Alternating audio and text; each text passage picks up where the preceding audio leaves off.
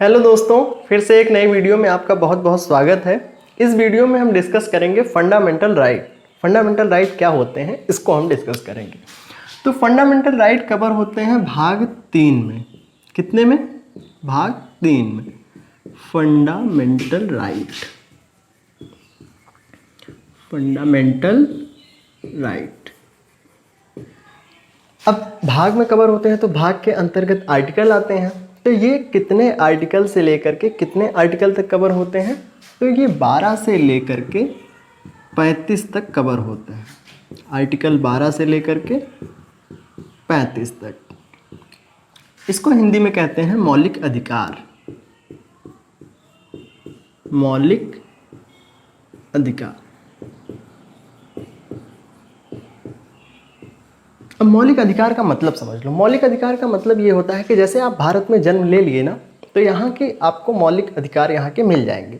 अगर आपके मान लीजिए मौलिक अधिकार आपको नहीं मिलते हैं ना, तो आपका ये मान लो कि आप अपना जीवन जी तो रहे हैं, लेकिन आपको कोई ट्रैक कर रहा है, मतलब आपको कोई दूसरा आपका जीवन जी रहा है। एक आप पपेट की तरह बिहेव करेंगे।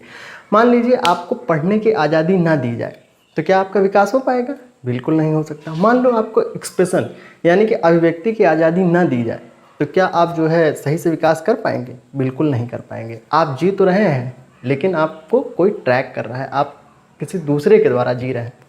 ठीक। मान लो आपको जो है किसी का विरोध करने की आज़ादी नहीं है, तो सरकार चाहे जो करे, चाहे जो मनमानी करे।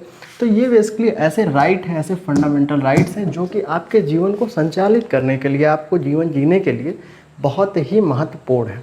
ठीक है। तो फंडामेंटल राइट कहाँ से इंस्पायर्ड है? तो फंडामेंटल राइट इंस्पायर्ड है यूएसए से।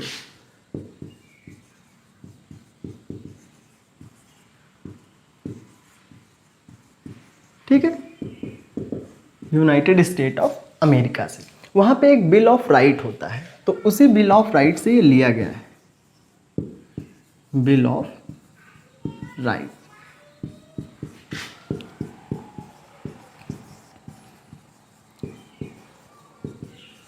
ठीक है। फंडामेंटल कितने भाग में आता है? तीसरे भाग में। कहाँ से लेकर के कहाँ तक, कौन से आर्टिकल से लेकर के कहाँ तक पढ़ना पड़ता है? तो 12 से लेकर के 35 तक। फंडामेंटल राइट वो अधिकार होते हैं जो कि हमको जन्म लेते ही मिल जाते हैं। अगर ये अधिकार हमको ना मिल पाए तो हम अपना जीवन अस्थायी रूप से संचालित नहीं कर सकते। ठीक है, बिल ऑफ राइट हो गया।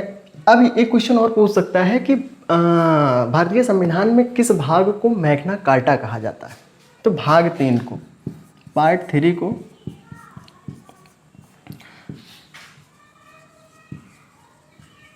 मैग्ना कार्टा भी कहा जाता है। ठीक है, भाग 3 को क्या कहा जाता है? Magna carta. तीसरे में कवर किया गया है 12 से लेकर 35 तक। फंडामेंटल राइट इंस्पायर है यूएसए से, बिल ऑफ राइट से, और इसको मैग्ना कार्टा भी कहते हैं। ठीक है। अब एक होता है लीगल राइट। लीगल राइट हम आपको बताएंगे जब राइट टू प्रॉपर्टी पढ़ाएंगे, उसको हटा दिया गया है। ठीक है, उसको हटा करके जोड़ दिया गया है 300A में। पहले वो फंडामेंटल राइट था, लेकिन अब उसको लीगल राइट बना दिया गया। फंडामेंटल राइट ये ऐसे राइट होते हैं जिनको सरकार भी आपसे नहीं छीन सकती, अमूमन 1-2 केसेस में। जैसे इमरजेंसी लग गई, मार्शियल लॉ आ गया, तो फिर वहाँ पे सरकार प्रेसिडेंट साहब जो है आपके जो है सारे फंडामेंटल राइट को छीन लेंगे। ठीक है, एक्सेप्ट 20 और 21 को छोड़ करके। आपकी जीने की आज़ादी को नहीं छीना जाएगा कि आपको मार दिया जाएगा। ठीक है, तो 20 और 21 को छोड़ करके। अब एक होता है फंडामेंटल ड्यूटीज़।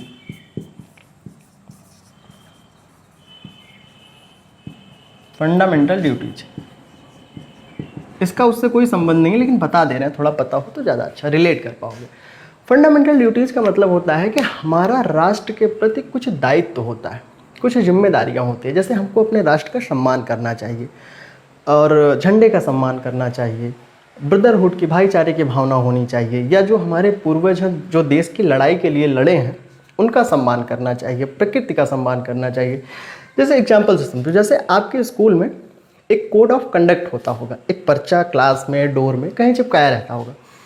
तो उसमें ये लिखा होता है कि सभी लोग ब्रदरहुड की फीलिंग से रहेंगे, कोई भी स्कूल की प्रॉपर्टी को बर्बाद नहीं करेगा। ठीक है ना, कपड़ा प्रेस होना चाहिए, शू पॉलिश होने चाहिए, कॉरिडोर में कोई भी चलेगा तो हूटिंग करते हुए, शाउटिंग करते हुए नहीं चलेगा। ठीक है, अगर मान लो कहीं पे पानी बह रहा है तो उसको आपको बंद करना पड़ेगा। है ना, टॉयलेट जाएंगे तो एक को साथ में लेकर के जाएंगे, ऐसा तो नहीं होता। चलिए ठीक है, तो इस तरह के क्या होते हैं, वो कोड ऑफ कंडक्ट होते हैं। अब आप उसको मानते हैं कि नहीं मानते, ये आप पे डिपेंड करेगा, ठीक है। उसके लिए आपको कोई मारता तो नहीं है, लेकिन वहाँ एक कंडीशन समझो। मान लो कि आप प्रिंसिपल को जा करके मार दिए। अब अगर आप प्रिंसिपल को मार दिए तो आप उसके फंडामेंटल राइट का हनन कर दिए, तो प्रिंसिपल साहब आपको क्या करेंगे, पहले तो वो खूब बल भर मारेंगे, फिर घर वालों को बुलाएंगे, घर वाले से कहेंगे कि तुम भी मारो मेरे सामने, फिर उसके बाद आपको रिस्ट्रिकेट कर दिया जाएगा। तो अब अगर आप फंडामेंटल राइट का हनन करते हैं, उसी तरीके से कॉन्स्टिट्यूशन में समझो, अगर आप फंडामेंटल राइट का हनन करते हैं तो आपको दंडित किया जाएगा। लेकिन फंडामेंटल ड्यूटीज़ ये होती हैं कि आपके दायित्व हैं, आप इसका जिम्मेदारी से, ईमानदारी से निर्वहन करें, ठीक है। तो फंडामेंटल राइट का मतलब समझ में आ गया, और फंडामेंटल ड्यूटीज़ का भी आपको मतलब समझ में आ गया। इसका मतलब होता है मौलिक कर्तव्य, मौलिक कर्तव्य,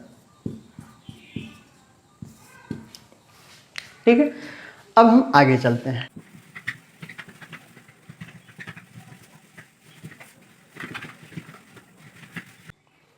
अब इसके बाद हम देखते हैं फंडामेंटल राइट को, ठीक है, कि फंडामेंटल राइट कौन कौन से हैं, कहाँ से लेकर के कहाँ तक हैं, ठीक है।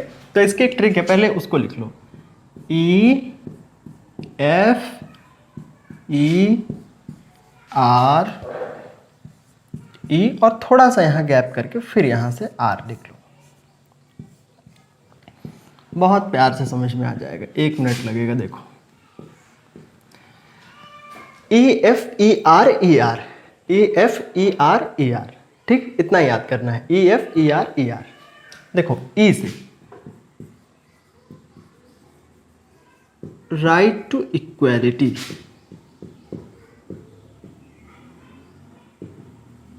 बराबरी का अधिकार, समानता का अधिकार, right to freedom,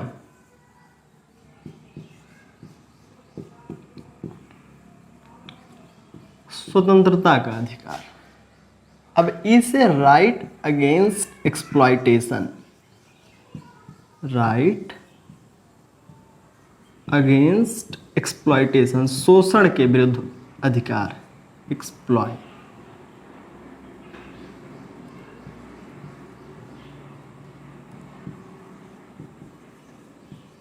right against exploitation, ठीक है। अब ये है right to the freedom of religion, freedom of religion, आपको धर्म की स्वतंत्रता है, धार्मिक स्वतंत्रता। फिर है right for culture and education, cultural and education आपको राइट दिए जाएंगे, आपको शिक्षा का अधिकार है। और यहां पे था 6ठे नंबर पे राइट टू प्रॉपर्टी, अभी जिसकी मैं बात कर रहा था। पहले ये फंडामेंटल राइट हुआ करता था, फिर इसका बड़ा मिसयूज़ हुआ, एक केशवानंद भारती केस हुआ, वहाँ से बड़ा इसका मिसयूज़ होने लगा। तो फिर इसको क्या कर दिया गया, फंडामेंटल राइट से हटा करके इसको लीगल राइट बना दिया गया, और इसको जोड़ दिया गया 300A में। अब मैं बार बार बताता हूँ कि अगर बाद में संविधान में कोई भी चीज़ जुड़ती है तो उसको अमेंडमेंट कहते हैं। क्या कहते हैं? अमेंडमेंट, संशोधन। अब मान लो कि ये राइट टू प्रॉपर्टी पहले फंडामेंटल राइट था, अब ये लीगल राइट बन गया है, इसको 300A में जोड़ा गया है, तो संशोधन किया गया। उस संशोधन का नाम, अच्छा, अब कोई ना कोई संशोधन हुआ होगा, तो वो कौन सा संशोधन था? तो वो था 44th संशोधन, 44th अमेंडमेंट। तो पूछा जाए कौन से अमेंडमेंट के थ्रू किया गया था, तो 44th अमेंडमेंट के थ्रू किया गया था। अब वो चीज़ किसी न किसी ईयर में हुई होगी, तो वो हुई थी 1978 में। तो फंडामेंटल राइट कब बदला गया? लीगल राइट में। लीगल राइट ऐसे राइट होते हैं जिसको ज़रूरत पड़ने पर एक सरकार जो है ना बहुत ही कॉन्क्रीट तथ्य दे करके, तर्क दे करके आपसे छीन सकती है। जैसे मान लो कोई रेलवेज लाइन जाने वाली है या फ्लाईओवर बन रहा है, वहाँ आपकी ज़मीन है, तो सरकार को अधिकार है कि आपकी ज़मीन वो ले सकती है। आपके पास आप कितना भी चिल्लाइए कि नहीं हम ज़मीन नहीं, आपको वो मुआवजा देगा उसका 3-4 गुना, और फिर आपसे वो सरकार ले लेगी। ठीक है, तो उसको 301 के तहत 44वें संविधान संशोधन द्वारा 1978 में जोड़ा गया। लास्ट वाला है right for constitutional remedies. Right for constitutional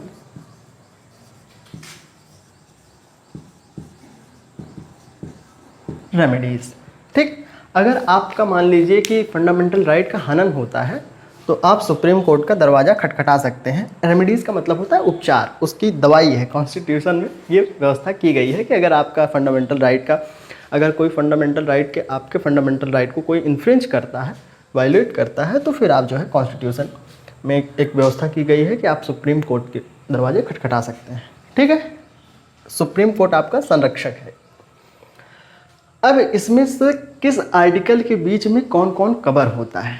ठीक है, राइट टू इक्वलिटी किसके बीच में कवर होती है, राइट टू फ्रीडम किसके बीच, राइट अगेंस्ट एक्सप्लॉयटेशन किसके बीच में, right to freedom of religion, right for the culture and education, right to property वाले को हटा दिया गया है तो इसको हमको पढ़ना ही नहीं है। ठीक, right for the constitutional remedies. तो आपको बता देते हैं कि इस वीडियो में तो हम केवल पढ़ेंगे राइट टू इक्वलिटी। ठीक है, फिर अगली वीडियो में पढ़ेंगे ये दो वाले। ठीक, फिर उसके बाद 3 ये जो है अगली वीडियो में। ठीक है, बात समझ में आ गई? तो आज हमको सिर्फ इतना पढ़ना है। तो ये किस आर्टिकल से लेकर के किस आर्टिकल के बीच में कवर होती है? 14 से लेकर के 18 तक। राइट टू फ्रीडम किस आर्टिकल से, कहाँ से लेकर के कहाँ तक कवर होती है? 19 से लेकर के 22 तक। ठीक है, राइट अगेंस्ट एक्सप्लॉयटेशन किस में कवर होती है? तो 23 से लेकर के 24, 2 आर्टिकल। ठीक, right to freedom of religion कहाँ से कवर होती है, कहाँ से लेकर के कहाँ तक? तो 25 से लेकर के 28 तक। Right for culture and education कहाँ से कहाँ तक कवर होती है? तो 29 से लेकर के 30 तक। 31 में कवर होता था राइट टू प्रॉपर्टी, लेकिन अब इसको तो हटा दिया गया है। तो अब पढ़ना है right for the constitutional remedies. तो इसका आर्टिकल 32 में कवर होती है। ठीक, ये कितने में कवर होती है? आर्टिकल 32 में। तो राइट टू इक्वलिटी कहाँ से कहाँ तक? 14 से लेकर के 18 तक। राइट टू फ्रीडम कहाँ से लेकर के कहाँ तक? 19 से लेकर के 22 तक। राइट अगेंस्ट एक्सप्लॉयटेशन कहाँ से लेकर के कहाँ तक? 23 से लेकर के 24 तक। राइट टू फ्रीडम कहाँ से कहाँ तक? 25 से 28। Right to culture and education 19 से 30 तक। और right for the constitutional remedies कहाँ तक? 32 में। तो अब हमको सिर्फ राइट टू इक्वलिटी पढ़ना है। अब आप कहेंगे कि 12-13 कहाँ गया? अच्छा, 12-13 ना इससे बहुत ज़्यादा उसका संबंध नहीं है, उसको हम बता देते हैं ऐसे ही। 12 कहता है कि स्टेट के बारे में बताता है। अब स्टेट में कौन कौन सी गवर्नमेंट आएंगी? तो स्टेट बनता है सेंट्रल गवर्नमेंट से, स्टेट गवर्नमेंट से, और लोकल बॉडीज़ जैसे नगर निगम, नगर पंचायत, ग्राम पंचायत, ये जो छोटी छोटी लोकल बॉडीज़ होती हैं, ये क्या करती है? बेसिकली इनको एक अथॉरिटी दी जाती है कि आप फंडामेंटल राइट का ना एक संरक्षक की तरह काम करेंगे। कहीं अगर फंडामेंटल राइट जो है वायलेट हो रहा हो तो वहाँ पे आपको पावर है कि आप उसके संरक्षक बने और उसको कंट्रोल करें। मान लीजिए कि जैसे लोकल बॉडीज़ के अंतर आ गया जल विभाग या इलेक्ट्रिक बोर्ड आ गया, तो मान लीजिए कहीं जल का मिसयूज़ बहुत ज़्यादा हो रहा है तो सेंट्रल गवर्नमेंट तो वहाँ देखने आएगी नहीं, तो वहाँ नगर निगम वाले नीचे स्तर पर जो वर्क कर रहे हैं उनको पावर है कि वो उसको कंट्रोल करें। बात स्पष्ट समझ में आ गई? तो उसके लिए कॉन्स्टिट्यूशन स्टेट को एक पावर देता है। स्टेट बेसिकली राज्य बनते हैं। अब स्टेट का मतलब राज्य से संबंधित नहीं है, राष्ट्र उसका मतलब है, स्टेट का मतलब है सेंट्रल गवर्नमेंट भी उसमें आएगी, स्टेट भी आएगी, लोकल बॉडीज़ भी आएगी। ठीक, 12 ये कहता है। 13 ये कहता है कि मान लीजिए कि कोई भी पहले से कानून बना है, आज उसका प्रेजेंट में कोई एग्जिस्टेंस है, उसका वो कानून आज प्रेजेंट में बाकायदा लागू हो रहा है, तो उसको हटाया नहीं जाएगा, उसका मिसयूज़ नहीं किया जाएगा। अगर मान लीजिए कि वो कानून नहीं लागू होता है तो उसमें कुछ ना कुछ सुधार किए जा सकते हैं। लेकिन वहाँ पे फिर एक कंडीशन, इसीलिए कहते हैं ना कि बाबा साहब भीमराव अम्बेडकर बहुत अच्छे आदमी थे, बहुत दिमागदार। उन्होंने कहा कि आप सुधार तो करेंगे लेकिन आज के फंडामेंटल राइट उसके वजह से वायलेट नहीं होने चाहिए। ऐसा नहीं कि उसको आप लाए और वो आज के फंडामेंटल राइट इन्फ्रिंज हो गए, ऐसा नहीं होना चाहिए। अब मान लो जैसे अगर सरकार एक कानून बना दे कि जो सरकार का विरोध करेगा उसको जेल में डाला जाएगा, तो एक फंडामेंटल राइट अगर ऐसा कर दिया जाए तब तो फिर सभी जो है जेल में चले जाएंगे। तो फंडामेंटल राइट वायलेट वायलेट हो गया बहुत सारे लोगों का, अगर सरकार का जो विरोध करे वो जेल में चले, तो आप ऐसा कानून नहीं बना सकते, ये आपका आर्टिकल 13 कहता है। ठीक है, तो सरकार वही, जैसे मान लीजिए कि देश आज़ाद होने से पहले बहुत सारे लॉज बन रहे थे, मुस्लिम लॉ, ये सब पर्सनल लॉ वगैरह, तो ये आज भी लागू रहेंगे, इसको कोई वायलेट नहीं कर सकता। ठीक है, तो ये आर्टिकल 13 कहता है। अब हमको पढ़ना है 14 से लेकर के 18 तक, तो इसको इरेज कर देते हैं, सब बाद में ये तो पढ़ना है, ये दोनों बाद में पढ़ने हैं, right to freedom, right to freedom और right against exploitation next video में। फिर उसके बाद right to freedom of religion और right for the cultural and education और right for the constitutional remedies, इसको नेक्स्ट वीडियो में तीन वीडियो में कवर हो जाएगा। ठीक है, इसको ये करते हैं।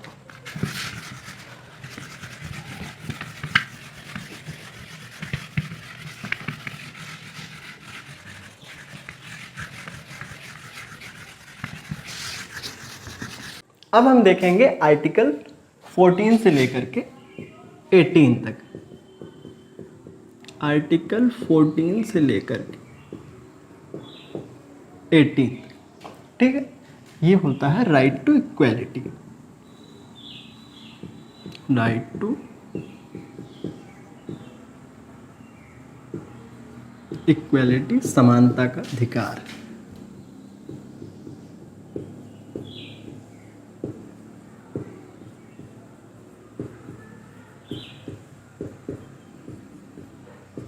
ठीक है, समानता का अधिकार। आर्टिकल 14 क्या कहता है समझो, इक्वलिटी बिफोर लॉ,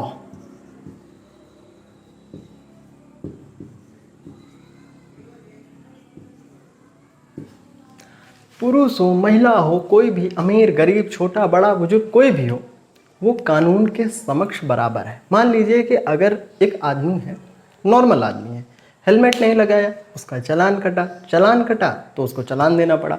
अब वही मान लीजिए कोई एमएलए है, ठीक है, अमीर है, बहुत सक्षम है, वो भी हेलमेट नहीं लगाया, तो चालान उसका भी कटेगा। कॉन्स्टिट्यूशन तो यही कहता है। ठीक है, अब सच्चाई क्या है वो तो अलग बात है, कोई पैसे से किसी को खरीद ले तो वो तो दूसरी चीज़ है, लेकिन कॉन्स्टिट्यूशन के पॉइंट ऑफ व्यू से सभी के लिए इक्वलिटी बिफोर लॉ। अब बिफोर का मतलब पहले नहीं, देखो कंटेक्स्ट बदल जाता है। बिफोर का मतलब समक्ष, कानून के समक्ष बराबरी, सभी लोग। ठीक, ये आर्टिकल 14 कहता है। आर्टिकल 15 क्या कहता है? आर्टिकल 15 कहता है provision of discrimination, provision of discrimination,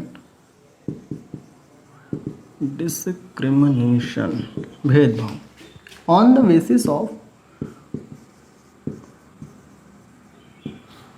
on the basis of race, caste, gender and birthplace।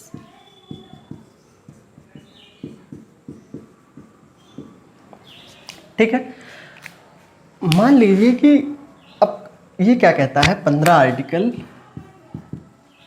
कि रेस के, मान लीजिए कोई व्यक्ति काला है, गोरा है, तो काले और गोरे में कोई भेदभाव नहीं किया जाएगा। ऐसा नहीं होगा कि कोई काला है तो उसको नौकरी नहीं दी जाएगी, या गोरा है तो उसको दिया जाएगा, या जो गोरा है जो अच्छा है देखने में उसको थोड़ा ज़्यादा मार्क्स दिए जाएंगे, ऐसा नहीं हो सकता।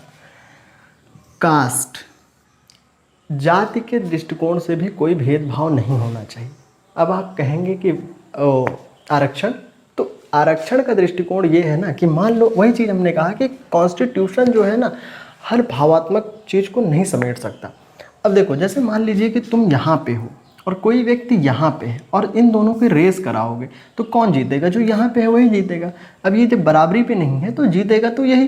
तो इस चीज़ को यहाँ पे ले आने के लिए आरक्षण की व्यवस्था की गई है। इसीलिए जाति के बेसिस पे कोई भी भेदभाव नहीं किया जाएगा जब वो बराबरी आ जाती है तब। जेंडर, लिंग के, ऐसा नहीं कि पुल्लिंग है, मैस्कुलिन है, फीमेल मेल है तो उसके साथ अलग भी बिहेव, फीमेल है तो उसके साथ अलग बिहेव, ऐसा नहीं करना चाहिए। कॉन्स्टिट्यूशन आर्टिकल 15 के तहत हमको ये समझाता है, बताता है। ठीक है, आर्टिकल पढ़ने का यही फ़ायदा है। बर्थ प्लेस के बेसिस पे भी बिहेव नहीं किया जाना चाहिए। जैसे मान लीजिए कोई बिहार का है, अब पिछड़ा एरिया रहा पहले, अब तो फिर भी धीरे धीरे ठीक है, शिक्षा आगे बढ़ रही है। अब उसके हिसाब से अगर कोई मिसबिहेव करता है, अरे ये तो बिहारी है, अरे ये तो ऐसे है वैसे है, तो गलत है, ऐसा नहीं होना चाहिए, है ना। अब मान लीजिए कोई गांव से है तो उसके साथ बिहेव नहीं करना चाहिए, मिसबिहेव नहीं करना चाहिए, बहुत अच्छा लोग कर रहे हैं। तो इसलिए जो है बर्थ प्लेस के भी अकॉर्डिंग मिसबिहेव नहीं किया जा सकता है, ये आर्टिकल 15 कहता है। अब इसके बाद हमको 16 देखना है, 17 फिर 18, फिर कंप्लीट हो गया ये वाला, फिर उसके बाद आगे चलें।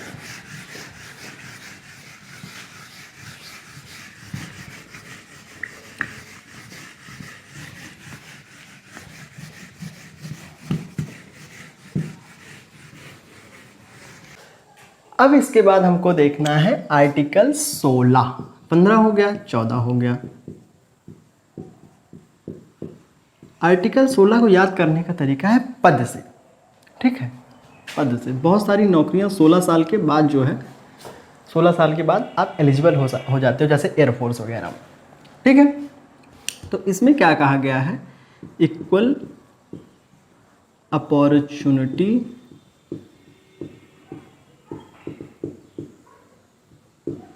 on the basis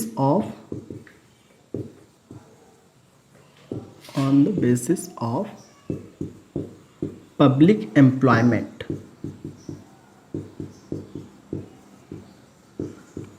अगर मान लो कोई वैकेंसी निकलती है तो सरकार को एक सर्कुलर जारी करना पड़ेगा। ऐसा नहीं है कि मान लो कि योगी हैं उत्तर प्रदेश के, अगर ये मान लो क्षत्रिय हैं तो ये ऐसा नहीं कर सकते कि केवल ऐसी कोई नौकरी के लिए ऐसा, मतलब सिर्फ उन्हीं लोगों के लिए नौकरी निकालेंगे जो जर्नल वाले हैं, जो उनकी कास्ट के, ऐसा नहीं होगा। सर्कुलर सभी के लिए जारी करना पड़ेगा आपको कि हाँ अब हम नौकरी निकालने चल रहे हैं, सभी लोग उसके लिए एलिजिबल हैं। फिर आप कहोगे कि आरक्षण वाला कंसेप्ट फिर लाके घुसा दोगे, वही चीज़ फिर यहाँ भी है कि कोई यहाँ ऊपर है कोई यहाँ नीचे है, रेस दोनों की हो रही है, तो कौन जीतेगा, जो ये यहाँ पे ऑलरेडी वो जीतेगा, थोड़ा धीरे भी दौड़ेगा तभी जीतेगा क्योंकि ये आगे है। तो बराबरी आ जाए इसके लिए इस चीज़ को यहाँ पे थोड़ा लाने के लिए क्या किया जाता है, उसको एक आध अटेम्प्ट और दिया जाता है कि चलो तुम थोड़ा एक बार और सही। कोई कमज़ोर होता है चलो एक बार रोने लगता है तो ये होता है एक बार और, ठीक है। तो equal opportunity on the basis of public employment, तो सर्कुलर जारी करना पड़ेगा आपको, आप चोरी चुपके से एम्प्लॉयमेंट नहीं निकाल सकते हैं। ये जो है आर्टिकल 16 कहता है। अब देख लो इसकी कितनी पावर है। अगर ये ना होता तब तो सरकार फिर अपने मन मर्जी करती, उसको लगता कि हाँ अपने लोगों को इन्हांस करें, अपने लोगों को प्रमोट करें और सब जाए भाड़ में, हमसे क्या करना है, ठीक। तो ये हो गया आर्टिकल 16। आर्टिकल 17 क्या कहता है, एबोलिशन ऑफ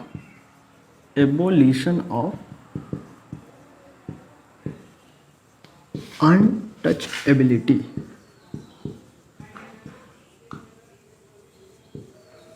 अस्पृश्यता का अंत, छुआछूत का अंत होना चाहिए, है ना। पहले तो था कि जो दलित हैं उनको क्लास में नहीं घुसने दिया जाता था, लेकिन अब ऐसा नहीं है। तो अब क्या हो गया है, छुआछूत का अंत हो गया है। तो ये आर्टिकल 17 के तहत कहा जाता है। बाबा साहब भीमराव अम्बेडकर जी को बताओ क्लास में पढ़ने नहीं दिया जाता है, लेकिन देखो यही होती है दिमाग का खेल। दिमाग इतना तेज़ था कि क्लास के बाहर रह करके पढ़ते थे। आर्टिकल 18 कहता है एबोलिशन ऑफ टाइटल,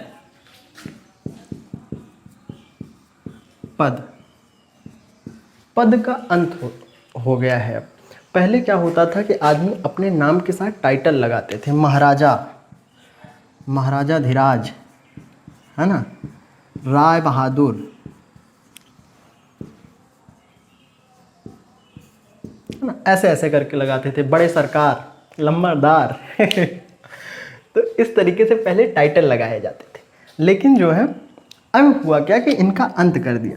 फिर आप एक प्रश्न पूछ सकते हैं कि सर फिर तो जैसे कोई लेफ्टिनेंट है तो वो तो अब लेफ्टिनेंट लगाता है, आईएएस अपनी गाड़ी में एसडीएम डीएम लिखवा करके चलते हैं, आर्मी वाले लिखाते हैं, तो ये बच्चा एकेडमिक पोस्ट होती है, ठीक है। तो एकेडमिक पोस्ट को जो है नहीं बंद किया गया है, नहीं उसको जो है मना किया गया है, क्योंकि अगर लेफ्टिनेंट अपने आप को लेफ्टिनेंट नहीं कहेगा तो क्या सिपाही कहेगा मतलब सोचो इस चीज़ को, आर्मी का जवान अगर उसको परिचय देना हुआ तो क्या कहेगा, तो वो तो लगा सकता है। लेकिन ये जो है टाइटल का क्या खेला था कि वो अपनी भव्यता को, अपना डोमिनेंस दिखाने के लिए लगाते थे कि हम पावरफुल हैं, हम लगाएंगे, तुम क्या कर सकते हो। लेकिन अगर कोई डॉक्टर है, अगर वो डॉक्टर नहीं लगाएगा तो फिर क्या लगाएगा, तो डॉक्टर लगा सकता है, इंजीनियर्स लगा सकते हैं, जैसे बड़े बड़े एकेडमिक पोस्ट है उनका आप यूज कर सकते हैं। तो ये हो गया आपका आर्टिकल 18। 16 में इक्वल अपॉर्चुनिटी होनी चाहिए। इसको याद करने का तरीका होता है कि 16 साल की उम्र से आपके लिए नौकरी के दरवाजे खुल जाते हैं। 17 में अस्पृश्यता का अंत हो गया, छुआछूत का अंत हो गया। 18 में पद का अंत हो गया। बहुत सरल है, इसमें क्या कठिन है बताओ। 17 में छुआछूत का अंत, 18 में टाइटल का अंत, 16 में अपॉर्चुनिटी का अंत। क्लियर, समझ में आ गया। तो पढ़ाई खूब करें, मिलते हैं आपको अगली वीडियो में।